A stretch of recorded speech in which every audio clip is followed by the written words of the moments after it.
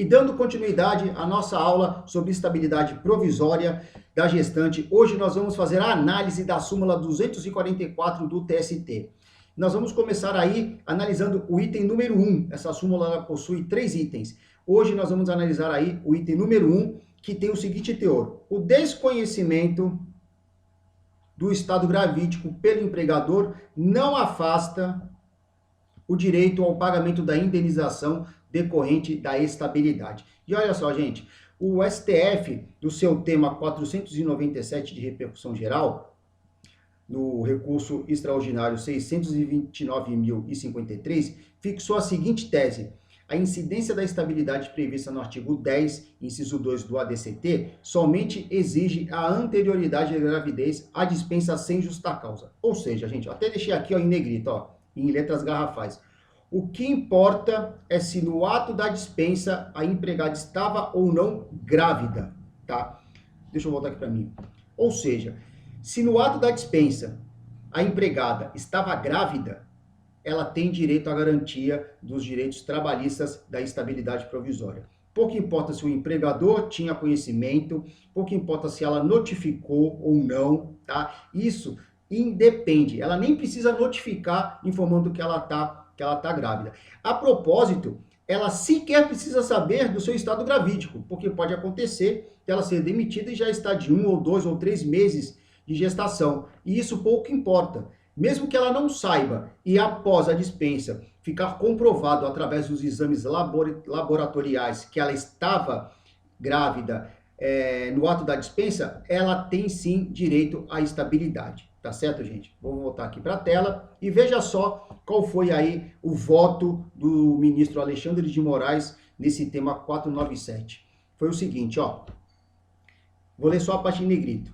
O que importa é, estava ou não grávida antes da dispensa? Para que incida essa proteção, para que incida a efetividade máxima do direito à maternidade, o que se exige, aqui gente, o que se exige é gravidez pré-existente à dispensa arbitrária. Ponto final. Está grávida no ato da dispensa? Tem direito. Ponto. Se descobriu depois, também vai ter direito. Por quê? Porque quando ela foi demitida sem justa causa, ela já estava em estado gravídico. E veja só o que disse o ministro Edson Fachin. Não se pode condicionar o exercício do direito à estabilidade provisória à necessidade de prévia comunicação da gravidez ao empregador. Nem se pode exigir outro requisito para o exercício do direito à estabilidade gestante, que não a comprovação fática da gravidez. Convenção 103 da Organização Internacional do Trabalho, que também veda ao empregador essa demissão imotivada ou demissão não comunicada da gravidez. Então, gente, resumindo, mais uma vez, está grávida no ato da dispensa? Tem direito à estabilidade provisória. Foi dispensada e comprovou depois que está grávida e essa gravidez ela é anterior à dispensa? Também tem direito. Tá certo? A empregada não precisa saber, o empregador não precisa ser notificado e muito menos saber que a empregada estava grávida ou não. E lembre-se, lá na primeira aula que eu falei, que, salvo engano, foi na primeira ou na segunda aula, não estou lembrado exatamente, que eu falei que não se pode condicionar os requisitos da estabilidade provisória a nenhuma condicionante, não precisa ter nenhum requisito para que a empregada tenha direito aos direitos decorrentes da estabilidade provisória, tá certo? Então, é isso daí, tá certo, gente? Então, não se esqueçam, o que importa é se estava ou não grávida no ato da dispensa. Vamos agora analisar aí o item 2 da súmula 244. Tem a seguinte redação: a garantia de emprego à gestante só autoriza a reintegração se essa se der durante o período de estabilidade.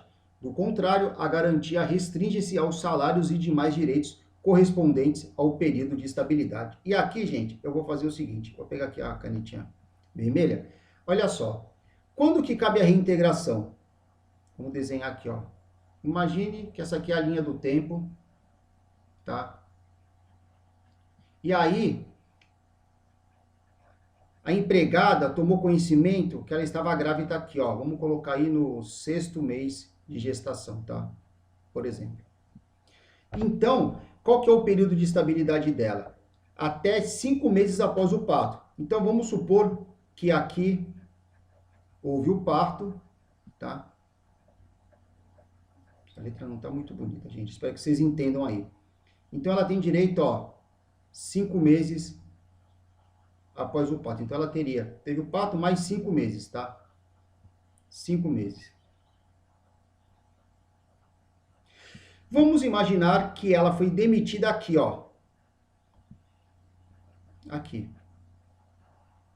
Demitida, demissão. Sem justa causa, tá? Demissão. Ela ingressando com a reclamação trabalhista dentro desse período aqui, ainda que são os 5 meses, tá? Ela tem direito o quê? A reintegrar ao trabalho. É direito dela voltar a trabalhar, tá bom? Mas vamos supor que a decisão foi após esse período de estabilidade, tá? O que vai acontecer? Ó, decisão após o período de estabilidade. Neste caso aqui, ela não teria mais direito à reintegração, tá certo, gente? Então, veja só. Se ela foi demitida dentro do período de estabilidade, ela tem direito à reintegração. Caso a decisão ocorra após o período estabilitário, ela não tem direito mais à reintegração, mas ela tem direito o quê? À indenização, tá? Só que aí vocês podem estar pensando, tá, mas se ela pediu somente a reintegração e a demissão e a decisão ocorreu após esse período de estabilidade, a ação seria julgada improcedente? Não. Por quê? Porque nós temos aqui a súmula 393 do TST, que diz o seguinte, eu vou ler aqui para vocês. Deixa eu só pegar aqui a marca-texto novamente para explicar. Estabilidade provisória, pedido de reintegração, concessão do salário relativo ao período de estabilidade já exaurido.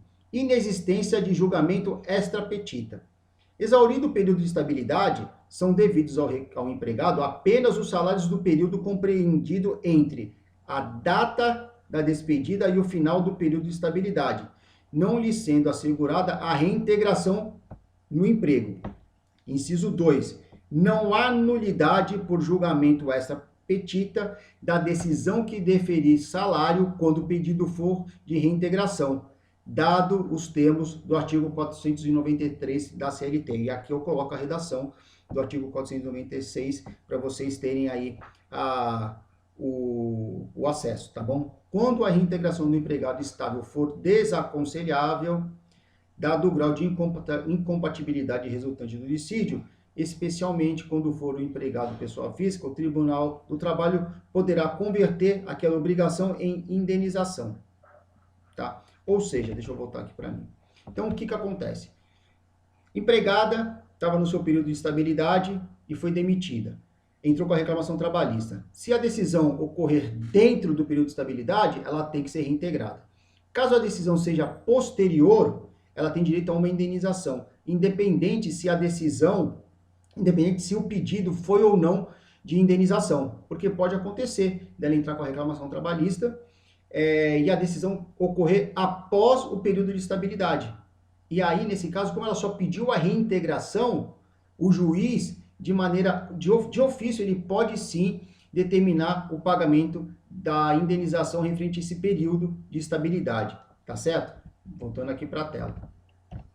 Bem, e agora a gente vai para a segunda parte do item 2 da súmula 244, né, que é referente às verbas que incidem na base de cálculo da indenização. O que acontece, gente? Saiu agora, em 23 de 5 de 2024, tá, uma decisão da SDI 2 do TST, no seu informativo 288, falando sobre o quê?